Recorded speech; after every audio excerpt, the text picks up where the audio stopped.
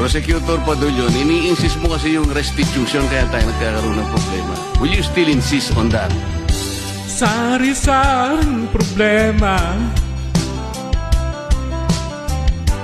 pero iba ang kay Marcoleta. Lahat na halos ng paraan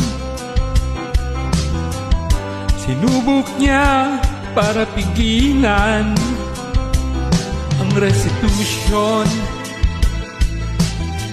Pag naging witness ang mga diskaya, parang asong laging galit. Sa hearing ay napakasungit.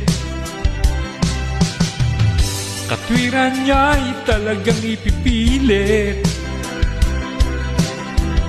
Sa diskusyon ayaw pasingit.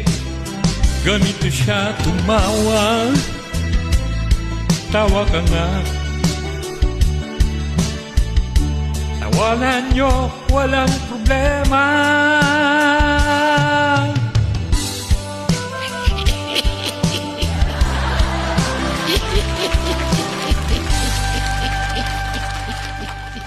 Pangit tumawa.